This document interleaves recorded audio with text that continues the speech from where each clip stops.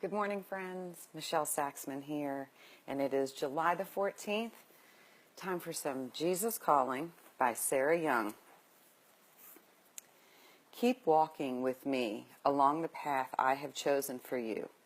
Your desire to live close to me is a delight to my heart.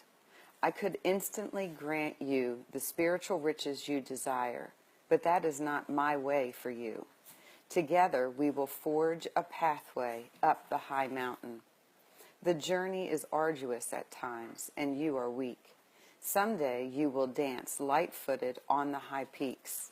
But for now, your walk is often plodding and heavy.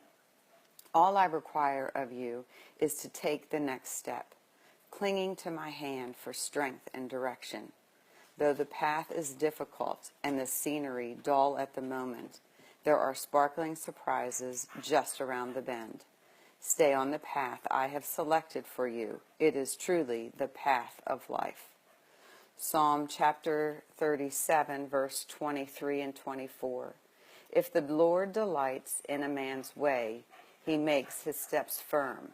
Though he stumble, he will not fall, for the Lord upholds him with his hand.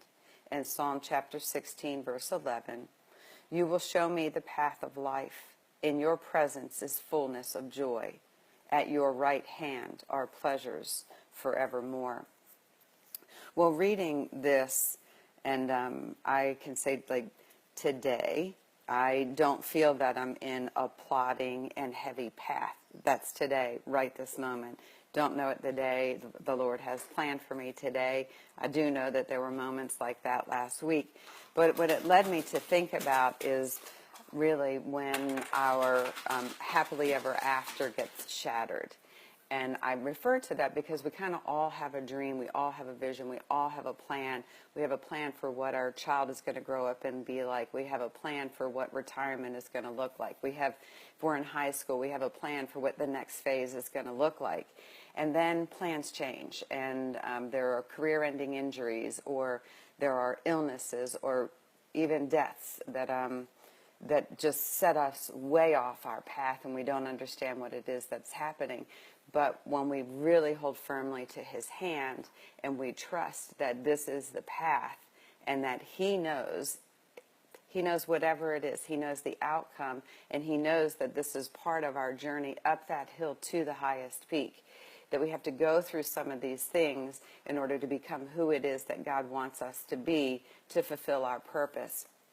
And I think about times, I have a friend that had posted on Facebook when they had an opportunity to kind of see a little tiny glimpse of God's hand in a bad circumstance. And so several months ago, her son was going to be enlisting and going off to boot camp. And literally, like the day before he was to leave, he came down with strep throat. So all this planning had gone into it, all the ramping up, gearing up, making the decision. He's scheduled to go tomorrow. He comes down with strep throat. They couldn't understand why. So anyway, he ends up going, but just a few weeks ago. Well, he's under a different, I'll say, commanding officer. The situation, the group that he's in is different than the one it would have been had he gone back in March. And this young man is someone who actually, prays before his meals. He's an encourager. And actually, his commanding officer tapped him for a specific role in encouraging others and helping others get to church and to pray with them. And so if he had gone at a different time, he would have had a different commanding officer. His experience would have been very, very different. And this person may not have seen this light. And so although things set us back and our happily ever after is shattered, there's something that makes us a little bit stronger, and we get to become who it is God is calling us to be to fulfill our purpose. So if your time right now is a little bit dark, a little bit heavy, stay close to his hand.